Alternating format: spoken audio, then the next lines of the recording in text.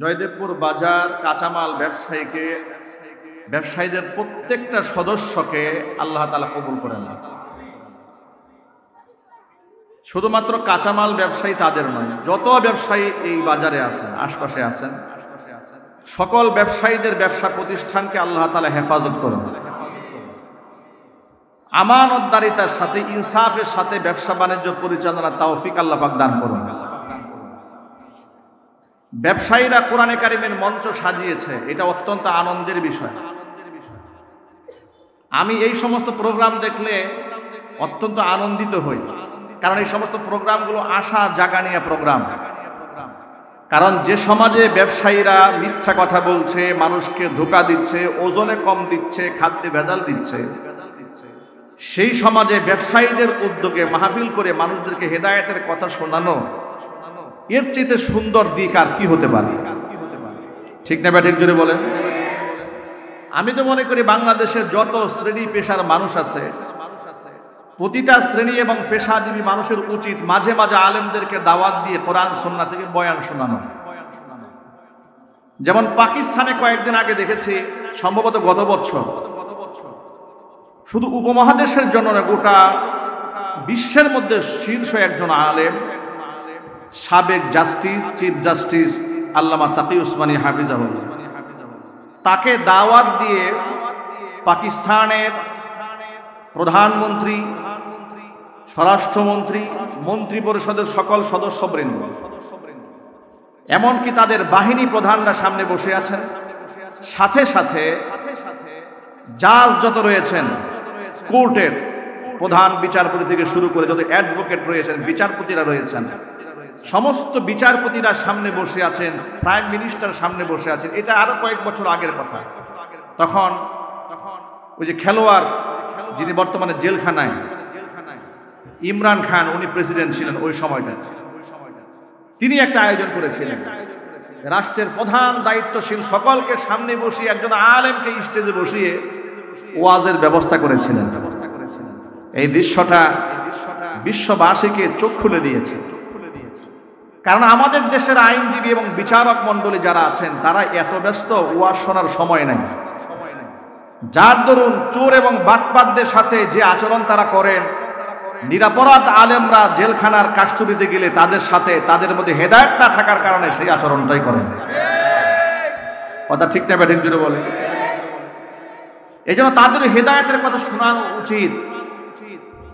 ব্যবসায়ীদের মধ্যে অসংখ্য সৎ ব্যবসায়ী আছে, আবার এই ব্যবসায়ীদের মধ্যে অসংখ্য অসৎ ব্যক্তি আছে, যারা মানুষকে ধোঁকা দিচ্ছে, ওজনে কম দিচ্ছে, ইচ্ছাকৃতভাবে খাদ্যে ভেজাল দিচ্ছে, 2 নম্বর জিনিসকে 1 নম্বর বলে বিক্রি করছে, মনে করছে যে আমি অল্পতেই অনেক লাভবান হয়ে যাব।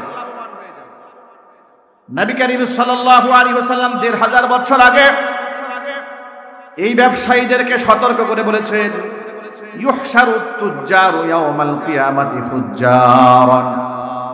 কিয়ামতের দিন এ দুনিয়ার ব্যবসায়ীদেরকে পাপিষ্ঠদের কাতারে, পাপিষ্ঠর অবস্থায় ফাসিকদের কাতারে দাঁড় করায় দেওয়া হবে।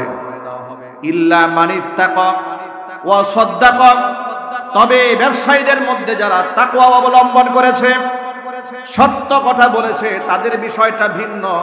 কারণ as-sadiqul at-tajirus saduqul amin ma'an nabiyyin was-siddiqin wash-shuhada aw kama qala alayhi salatu wassalam। নবীজি সাল্লাল্লাহু আলাইহি সাল্লাম বলেছেন, সত্যবাদী আমানতদার ব্যবসায়ীর হাসর হবে নবীদের সাথে, শহীদদের সাথে। জুড়ে বলেন সুবহানাল্লাহ। সত্যবাদী এবং আমানতদার ব্যবসায়ীদের হাসর হবে নবীদের সাথে, শহীদদের সাথে, আবু বকর সিদ্দিক রাদিয়াল্লাহু তাআলা আনহুর সাথে হাসর হবে, ওসমান গনি জিন্নুরাইন রাদিয়াল্লাহু তাআলা আনহুর সাথে আল্লাহ পাক হাসর নসিব করায় দিবেন। আব্দুর রহমান ইবনে আউফ রাদিয়াল্লাহু তাআলা আনহু পৃথিবীর শ্রেষ্ঠতম আমানতদার ব্যবসায়ী, তার সাথে সত্যবাদী আমানতদার ব্যবসায়ীদের হাসর আল্লাহ নসিব করায় দিবেন। আল্লাহ পাক যেন আমার ভাইদেরকে বিষয়গুলো বুঝার তৌফিক দান করেন। এখন সত্যবাদী এবং আমানতদার এ কথার অর্থটা কি? নবী করিম সাল্লাল্লাহু আলাইহি ওয়াসাল্লাম একদিন এক খাদ্য ব্যবসায়ীর পাশ দিয়ে হেঁটে গেলেন। হেঁটে যাওয়ার সময় খাদ্যের গুদামের মধ্যে হুজুর হাত ঢুকিয়ে দিয়েছেন। ফাআদখালা ইয়াদাহু, হাত ঢুকিয়ে দিয়েছেন। হাত ঢুকিয়ে দেওয়ার পরে ফাআসাবাতহুল বালাল, হাতের মধ্যে ভিজা ভিজা অনুভব হয়েছে। কথা কি বোঝা যাচ্ছে ভাইরা? এখানে বোঝা যায় নবী করিম সাল্লাল্লাহু আলাইহি সাল্লাম খাদ্যের ভেতরে হাত ঢুকিয়ে দেখেন ভেতরে ভেজা ভেজা লাগে। দোকানদারকে জিজ্ঞেস করলেন ব্যাপারটা কি, কি সমস্যা এখানে? দোকানদার জবাব দিয়ে বলছেন আসাবাতুস সামা ইয়া রাসূলুল্লাহ, হে আল্লাহর রাসূল, বৃষ্টির পানি পড়েছে, এইজন্য নিচের খাবারগুলা ভিজে গেছে। নবী করিম সাল্লাল্লাহু আলাইহি সাল্লাম বললেন শুকনা খাবার উপরে রেখে ভিজা খাবার নিচে রাখলে কেন? ভিজা খাবারগুলো উপরে উঠাই দিতাম, কাস্টমার কেনার সময় যেন বুঝতে পারতো কোনটা ভালো কোনটা মন্দ।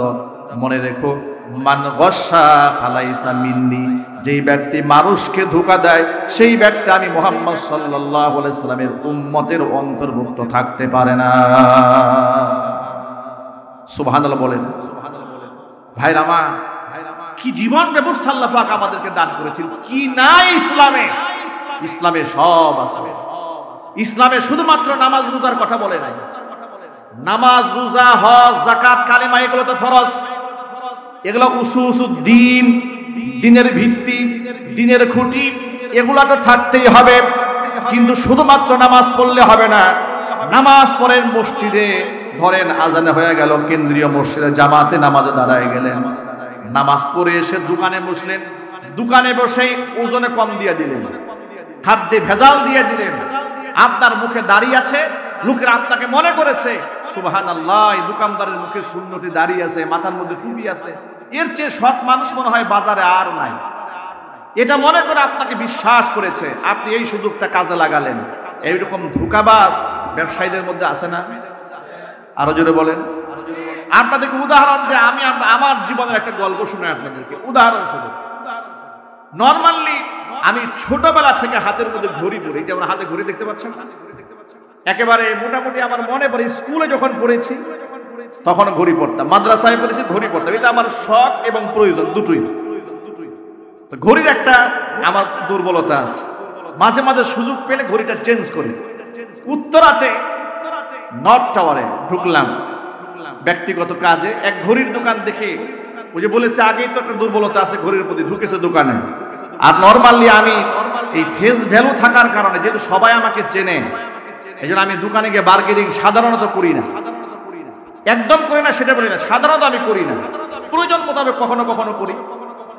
একটা ঘড়ি দোকানদার আমাকে দেখালো, আমার বেশ পছন্দ হয়েছে।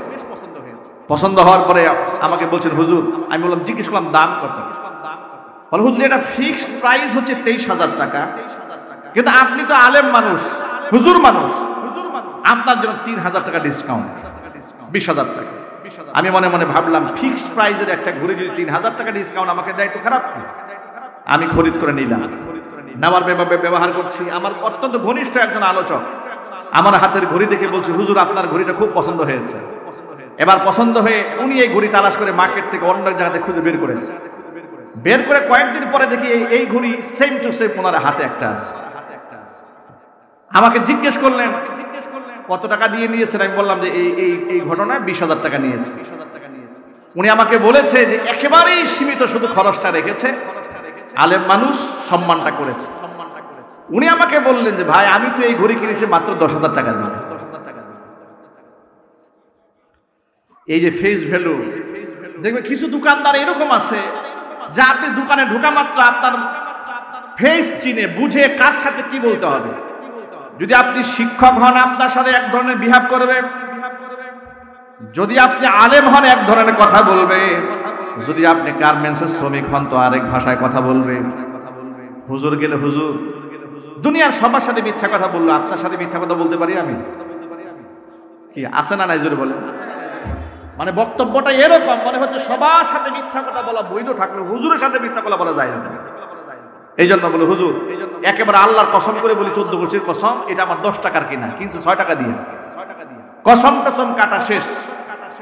এই যে ধোঁকাবাজিগুলো মানুষ করেছে, নবী করিম সাল্লাল্লাহু আলাইহি ওয়াসাল্লাম বলেছেন মান গস্সা মানুষকে যে ধোঁকা দিয়েছে, ফালাইসা মিন্নি, সেই ব্যক্তি আমি মুহাম্মদ সাল্লাল্লাহু আলাইহি ওয়াসাল্লামের উম্মতের অন্তর্ভুক্ত হতে পারে না। ভাইরা, ইসলাম পূর্ণাঙ্গ জীবন ব্যবস্থা উপহার দিয়েছে। আজকে আমাদের ন্যায্য মূল্য বাজারে নাই, বাজার ব্যবসায়ীরা এটা কন্ট্রোল করতে পারে না, কারণ এটা মূল যেখান থেকে কন্ট্রোল হয় সেখানে বিশাল বড় সিন্ডিকেট থাকে। ঠিক না বেঠিক জোরে বলেন? একেবারে সহজ এক্সাম্পল দিয়ে বলি, অনেক সময় দ্রব্যমূল্যের দাম বাড়ে, যে সমস্ত জিনিস উৎপাদন করতে ডলারের প্রয়োজন হয়, উৎপাদন করতে তেল খরচ হয়, গ্যাস খরচ হয়, আনুষঙ্গিক খরচ বাড়ার দাম বাড়ে। কিন্তু অবাক করার বিষয় হচ্ছে ইলিশ মাছ পেট্রোল খায় না, ডিজেলও খায় না। কথা বলে না, এটা চাষও করা যায় না। যে পুকুরে চাষ করবেন, আগে ফিটের দাম কম ছিল, এখন ফিটের দাম বেশি। আগে 600 টাকা 1000 টাকা কেজি, এখন 2000 টাকা কেজি হয়েছে। কিন্তু ও তো ফিটও খায় না, অক্টেরও খায় না, ডিজেলও খায় না, কেরোসিনও খায় না। ঠিক কিনা বলেন? আল্লাহর দেওয়া নিয়ামত খাচ্ছে, কিন্তু হাজারো দরপতন হলে মাছের দরপতন হয় না কেন? এমন এক ভয়াল সিন্ডিকেট কাজ করে, যে সিন্ডিকেটের কবলে জাতি পিষ্ট হয়ে যায়, বাজারে মানুষ ন্যায্য মূল্যে জিনিস খরিদ করতে পারে না। কৃত্রিম ক্রাইসিস তৈরি করে যারা এগুলো করেন, নবী করিম সাল্লাল্লাহু আলাইহি সাল্লাম বলেছেন এই পৃথিবীতে আল্লাহ পাক তাকে একটা নগদ শাস্তি দেবেন। যারা কৃত্রিম সংকট তৈরি করে, পণ্যকে গুদামজাত করে, মানুষের মধ্যে কৃত্রিম ক্রাইসিস তৈরি করে দ্রব্যমূল্য বাড়িয়ে দেয়, এই সমস্ত ব্যক্তিদের পরকালে তো কঠিন শাস্তি হবে, কিন্তু দুনিয়াতে একটা নগদ শাস্তি আছে। দুনিয়ার নগদ শাস্তির ব্যাপারে বিশুদ্ধ হাদিসের মধ্যে এসেছে, নবী করিম সাল্লাল্লাহু আলাইহি সাল্লাম বলেছেন এই ব্যক্তির অভাব অনটন কোনোদিন দূর হবে না, সে কোনোদিন সচ্ছল হবে না, সে সারা জীবন অভাব অনটনের মধ্যে পড়ে থাকবে। প্রিয় ব্যবসায়ী ভাইরা, এই কাজগুলো করবেন না। আপনাদেরকে সিম্পল একটা উদাহরণ দেই। আপনারা ইমাম বুখারী রাহমাতুল্লাহি আলাইহির নাম শুনেছেন? কারা কারা শুনেছেন হাত দেখি।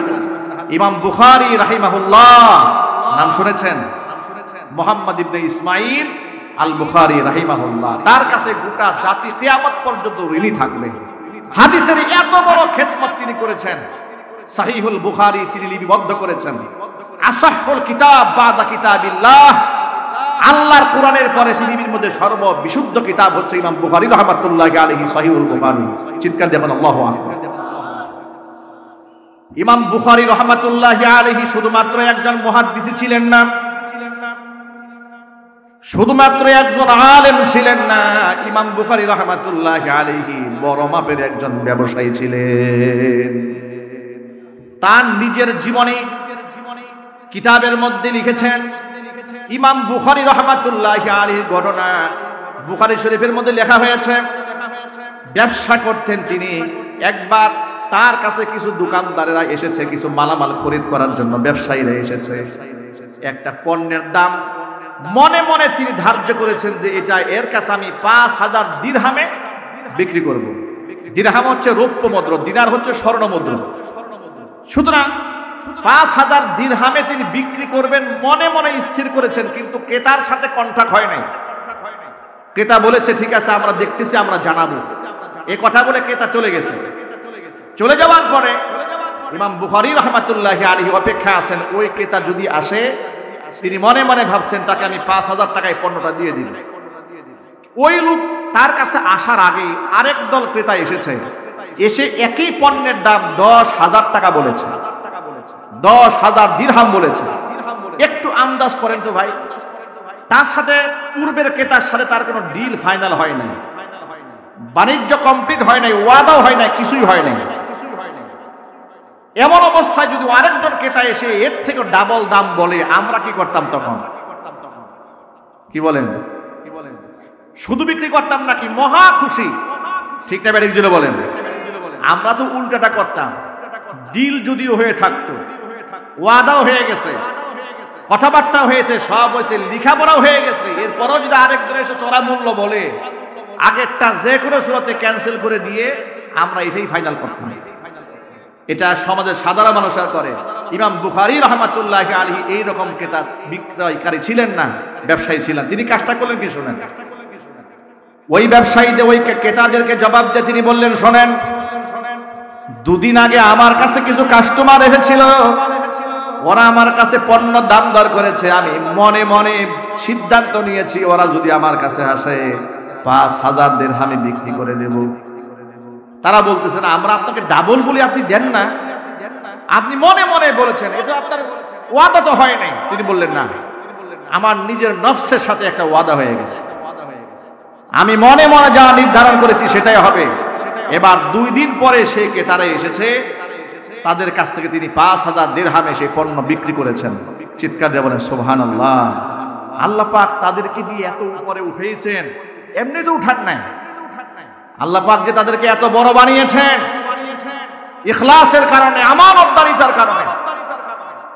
তারা এত বড় আমানতদার ছিলেন, ব্যবসার ক্ষেত্রে যেমন আমানতদার ছিলেন, হাদিস যখন তারা রাবীদের কাছ থেকে সংগ্রহ করেছেন সেই ক্ষেত্রেও আমানতদারিতার পরিচয় দিয়েছেন। ছোট্ট করে বোঝাবার জন্য বলি, ইমাম বুখারী রাহমাতুল্লাহি আলাইহি যে সমস্ত রাবীদের কাছ থেকে হাদিস গ্রহণ করেছেন, তারা জীবনে একটা মিথ্যা কথা বলেছেন, জীবনে কাউকে ধোঁকা দিয়েছেন, সারা জীবনে কোনো কথা ভুলে গেছেন। এইরকম কথাও এমন কোন রেকর্ড যদি কোনো ব্যক্তির কাছে পাওয়া যেত, ইমাম বুখারী রাহমাতুল্লাহি আলাইহি তার কাছ থেকে হাদিস নেন না। সুবহানাল্লাহ বলেন, একটু জোরে বলেন সুবহানাল্লাহ। হাদিস একটু চিন্তা করেন, এই কথাটা প্রসঙ্গে একটা দামি কথা বলবো, এটা পয়েন্টে রাখবেন। এই পয়েন্ট কথাটা মানে জীবনে একটা মিথ্যা কথা বলেছে এমন প্রমাণিত হল ইমাম বুখারী রাহমাতুল্লাহি আলাইহি তার কাছ থেকে হাদিস নেন না। কেন? কারণ বুখারীর মুকদ্দিমার মধ্যে লেখা আছে, ইন্না হাদাল ইলমা দীনুন ফানজুরু আম্মান তাখুযুনা দীনাকুম। এই ইলমটাই হচ্ছে দ্বীন। সুতরাং ফানজুরু আম্মান তাখুযুনা দীনাকুম, তুমি কার কাছ থেকে দ্বীনটা নিচ্ছ তাকে আগে ভালো করে যাচাই করে নাও। কারণ এই ইলমের সাথে, এই দ্বীনের সাথে তোমার জান্নাত জাহান্নামের সম্পর্ক। কথা বলতে হবে, ঠিক কিনা জুড়ে বলেন। সুতরাং কোন মিথ্যাবাদীর কাছ থেকে আমি হাদিসের নামে এমন কথা নিলাম যেটা হাদিস নয়, তাহলে তার জবাব দিতে কে করবে? এইভাবে ইমামগণ, মুহাদ্দিসগণ হাদিসকে সংগ্রহ করেছেন। এই জন্য হাদিসগুলা ওইভাবে সংরক্ষিত আছে, কিয়ামত পর্যন্ত থাকবে কোরআনে কারীমের ব্যাখ্যা। জোরে কোন সুবহানাল্লাহ। আজকে আমাদের সমাজের কিছু লোকের একটা ভ্রান্তি ছড়ায়, বলে হাদিসের কোনো প্রয়োজন নাই, শুধু কোরআনই যথেষ্ট আমাদের জন্য। এই ফিতনা সমাজে আছে না নাই? এই যে কয়েকদিন আগে চরমনায়ের নাইবে আমিরুল মুজাহিদিন মুফতি ফাইজুল করিম তিনি একটা কথা বলেছিলেন, একটা সম্ভবত কোনো সাংবাদিক সম্মেলন হতে পারে বা কোনো একটা কনফারেন্সে। তিনি বক্তব্য দিতে গিয়ে বলেছেন যে শুধু কোরআন দিয়ে আপনি কি করবেন, শুধু কোরআন তো আর যথেষ্ট নয়। এবং তিনি ব্যাখ্যা করে বুঝিয়েছিলেন যে শুধু কোরআন দিয়ে কি হবে যদি হাদিস আপনি এর সাথে সংযোজন না থাকে। কারণ শুধু কোরআন দিয়ে তো একটা মানুষ হেদায়েত পাবে না, কারণ এই কোরআনের ব্যাখ্যা হাদিস অবশ্যই তাকে গ্রহণ করতে হবে। ঠিক না? ঠিক জুড়ে বলেন। শুনলাম যে কয়েকদিন পরেই পীর সাহেবের ব্যাপারে অলরেডি কোর্টে নোটিশ চলে গেছে, তিনি কোরআন অবমাননা করেছেন। পাগলামির তো একটা সীমা থাকা উচিত। কোরআন অবমাননার কথা আপনি কাকে বলেন? যারা আল্লাহর কোরআনের জন্য জীবন দিতে চায়, মরতে চায়, আপনারা বলেন তারা কোরআন অবমাননা করে। এগুলা করে দেশের সম্মানিত মানুষদের যারা বেশ অসম্মানিত করতে চান, মনে রাখবেন এটা স্বৈরাচারীর আমলের দেশ নয়, এটা জুলাই আগস্টের বিপ্লব সাধিত হওয়ার পরের দেশ। এখানে যাচ্ছে তা আলেমদের সাথে করা যাবে না। আলেম ওলামাদের সাথে যে বিয়াদবি করতে চাবে তার দাঁত ভাঙতে জবাব দেওয়ার জন্য আমরা প্রস্তুত আছি। কথা বলেন, ঠিক কিনা বলেন। ভাইরা আমার, শুধু কোরআন দিয়ে তো আপনি হেদায়েত পাবেন না, এটা আল্লাহর কথা, আল্লাহ রাসূলের কথা। এবার নবীজি সাল্লাল্লাহু আলাইহি ওয়াসাল্লামের হাদিস থেকে প্রমাণ নেন। বিদায় হজের ভাষণের সময় আল্লাহ নবী বললেন, ও সাহাবীরা শোনো, তারাকতু ফীকুম আমরাইন লান তাদিল্লু মা তামাসসাকতুম বিহিমা কিতাবাল্লাহি ওয়া সুন্নাতা রাসূলি। ও সাহাবীরা শোনো, তোমাদের মাঝে আমি দুইটা জিনিস রেখে গেলাম, একটা হচ্ছে কোরআন, একটা হচ্ছে সুন্নাহ। দুইটা জিনিসকে যতদিন পর্যন্ত আঁকড়ায় ধরে রাখতে পারবে কশিন কালেও তোমাদের পদস্খলন হবে না। জোরে জোরে বলেন সুবহানাল্লাহ। হাদিসের মধ্যে নবীজি সাল্লাল্লাহু আলাইহি ওয়াসাল্লাম যা বলেছেন সেটাও নিজের পক্ষ থেকে বলেন নাই, এটাও আল্লাহর পক্ষ থেকে ওহী। কোরআনও ওহী, হাদিসও ওহী। পার্থক্য হলো এই, কোরআন শব্দ এবং মানা, লফজ এবং মানা দুটোই আল্লাহর পক্ষ থেকে এসেছে, আর হাদিস হচ্ছে আল্লাহর পক্ষ থেকে মানাটা এসেছে, শব্দটা নবীজি সাল্লাল্লাহু আলাইহি ওয়াসাল্লাম নিজের পক্ষ থেকে বলেছেন। একটু জোরে বলতে হবে আল্লাহু আকবার। সুতরাং কোরআন মানে হাদিস অস্বীকার করে ঈমান থাকবে? একটু জোরে আওয়াজে বলি, ঈমান থাকবে? আপনি কোরআন মানতে পারবেন না শুধু কোরআন দিয়ে তার প্রমাণ নেন। যেমন ঈমান আনার পরে মুসলমানদের জন্য সবচেয়ে বড় ফরজ হচ্ছে নামাজ, ঠিক কিনা জোরে বলেন?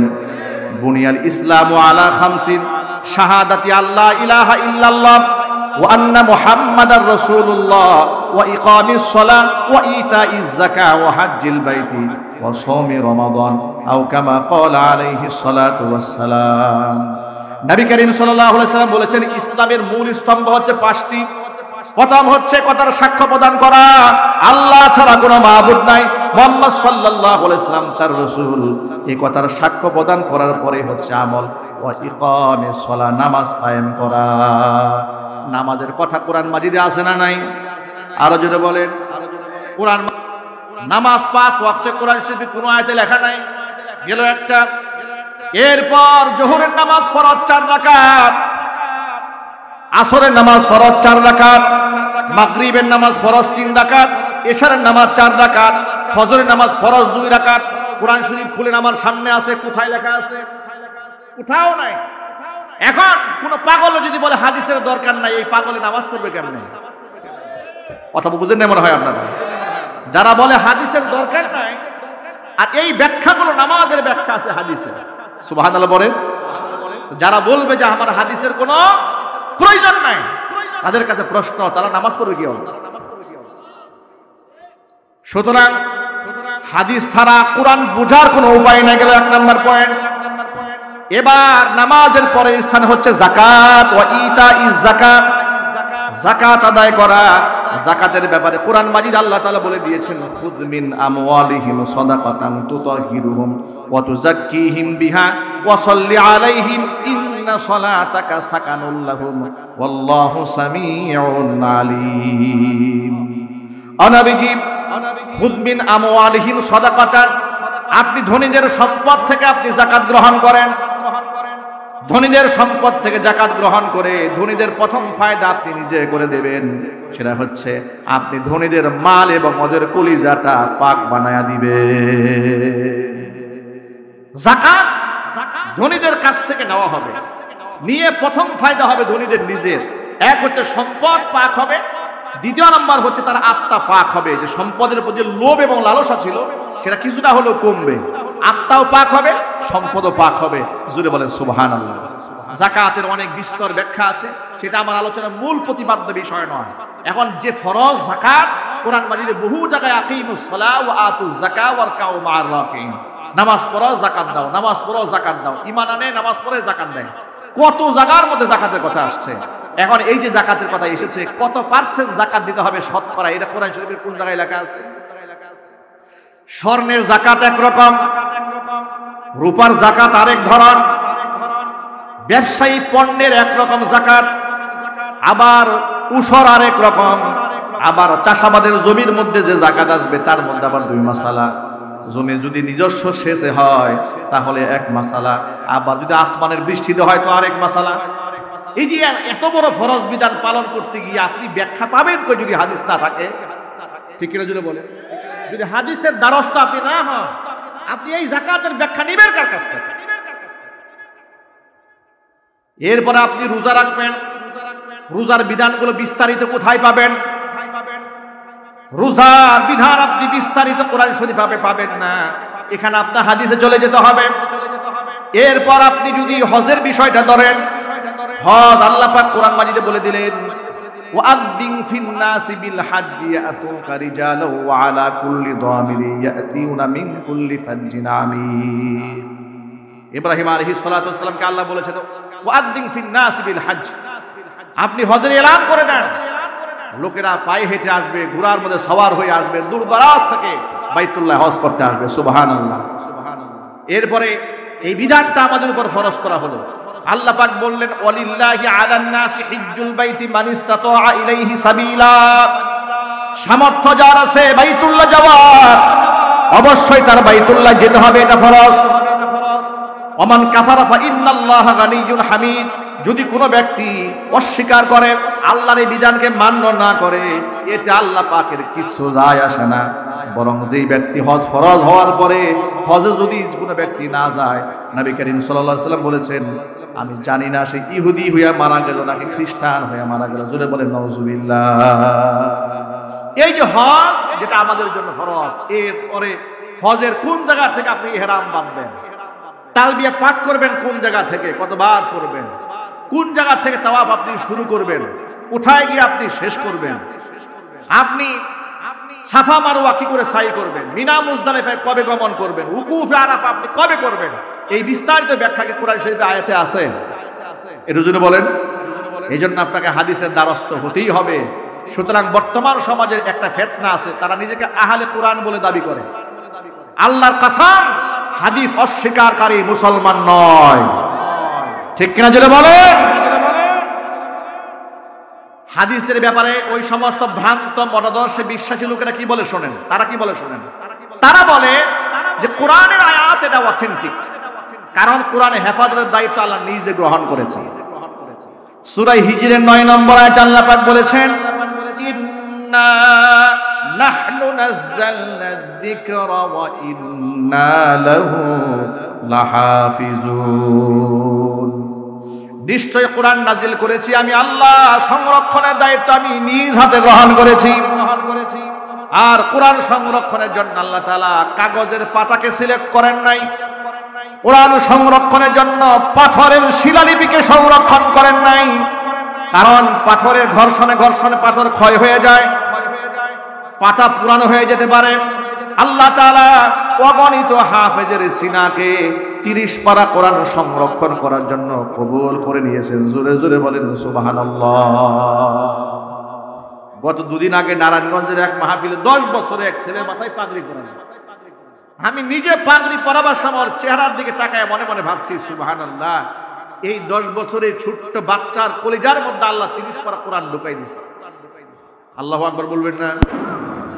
যে এই বাচ্চাকে জবাই করে কলিজা ফেরে বের করে আনলে একটা হরফ খুঁজে পাওয়া যাবে না, কিন্তু ওরে দাঁড় করে দিবে সূরা ফাতিহা থেকে নাস পর্যন্ত এক দ্বারা মুখস্থ শোনাই দেবে। 2001 সালে আমি তখন হিফজ শেষ করেছি। আমার উস্তাদ বর্তমান দক্ষিণ বনশ্রী কবরস্থান জামে মসজিদের সম্মানিত ইমাম মুফতি দেলওয়ার হোসেন হাফেজ কারি মাওলানা মুফতি জিলপার মাদ্রাসার মুহাদ্দিস আমাকে বললেন 2001 সালে যে আব্দুর রহিম সূরা ফাতিহা থেকে নাস পর্যন্ত 30 পারা কোরআন এক দ্বারায় মুখস্থ শোনাতে পারবে? হুজুর আমাকে বললেন যে এক দ্বারায় শোনাতে হবে এবং এখানে কোনো লম্বা বিরতি দেওয়া যাবে না, শুধুমাত্র বাথরুমের প্রয়োজন হলে বাথরুমে যাওয়া যাবে, শেষ করতে হবে এক রাতে।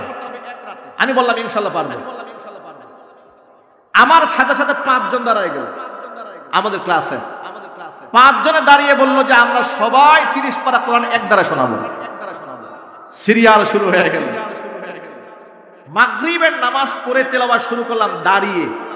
7 জন হাফেজ সাহেবকে বসাই দিল মসজিদে, শুধু মাঝখানে চলে গেল ইশারের নামাজ একটু বিরতি, আর মাঝখানে একবার না 2 বার পেশাবে করতে গিয়েছিলাম। ফজর পর্যন্ত এক দ্বারায় 30 পারা কমপ্লিট মুখস্থ শুনিয়ে দিয়েছি। আমি একা নয়, আরো 5 জন শুনিয়েছে। সেখানে আমরা পুরস্কৃত হয়েছিলাম। যখন পড়েছি তখন এর ওয়েটও বুঝি নাই, আন্দাজও বুঝি নাই, কিন্তু বয়সের এই সন্ধিক্ষণে এসে ইলম চর্চা করতে গিয়ে দেখি যে এটা কি করে সম্ভব। এটা আল্লাহ রাব্বুল আলামিনের পক্ষ থেকে নবী করিম সাল্লাল্লাহু আলাইহি ওয়াসাল্লামের নাজিলকৃত সর্বশ্রেষ্ঠ মুজিজা, এতে কোনো সন্দেহ নাই। ঠিক না ব্যাঠিক জুড়ে বলেন? এটা আল্লাহ পাকের বিরাট নিয়ামত। এই জন্য আমি বহু মাহফিলে বলি, আজকেও বলি দাওয়াতের নিয়তে, কোরআনের সাথে সম্পর্ক ছিন্ন করবেন না। কোরআনকে মহব্বত করেন, ভালোবাসেন। এমনকি শুধুমাত্র মহব্বত আর ভালোবাসা করলে হবে না, নিজের সন্তানকে হাফেজ কোরআন আলেমে দ্বীন বানাবার স্বপ্ন দেখুন। একটা সন্তানকে কোরআন কারিমের হাফেজ বানান, আলেম বানান, দুনিয়া এবং আখিরাত আল্লাহ পাক চমকায় দিবেন। আপনার যদি সন্তানকে ডাক্তার ইঞ্জিনিয়ার বানাতে মনে চায়, অসুবিধা নাই। বর্তমানে আমরা যে সমস্ত মাদ্রাসা সিলেবাসগুলো চালু করেছি, আমরা আমাদের সন্তানদেরকে একেবারে আলিফ বা তা সা থেকে শুরু করে ABCD থেকে শুরু করে 1 2 3 1 2 3 4 থেকে শুরু করে একেবারে বাংলা জেনারেল সাবজেক্ট থেকে শুরু করে ভূগোল বিজ্ঞান থেকে শুরু করে সমস্ত সাবজেক্ট নিয়ে এমন কারিকুলামগুলো আমরা তৈরি করেছি, আপনার সন্তান হাফেজ ডাক্তার হতে পারবে, হাফেজ ইঞ্জিনিয়ার হতে পারবে, আপনার সন্তান হাফেজ ব্যারিস্টার হতে পারবে, হাফেজ MP এবং মন্ত্রীও হতে পারবে।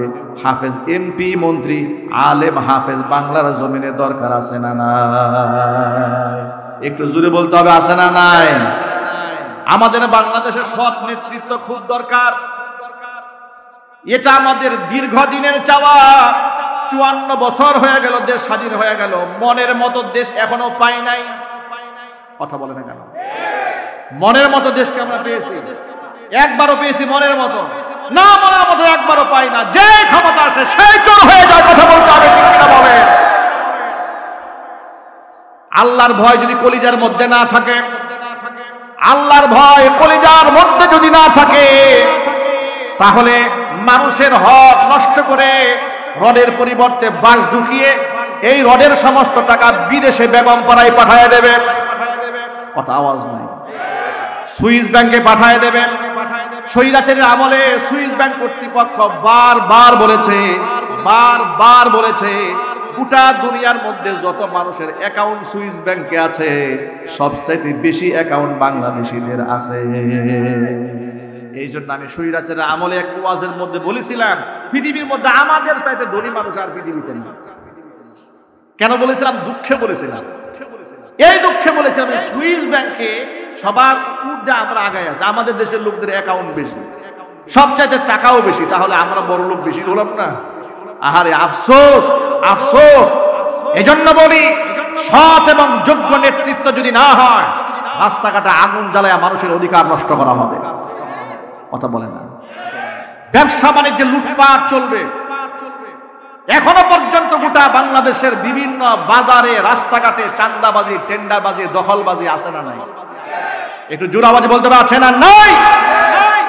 কৃষক ফসল ফলায়, ন্যায্য মূল্যে বেচতেও পারে না, আর পাবলিক ন্যায্য মূল্যে কিনতেও পারে না। মাঝখানে মধ্যস্বত্বভোগী মানুষ নামক কিছু অমানুষ এই ফসলগুলোর দাম বাড়াইয়া ফেলে।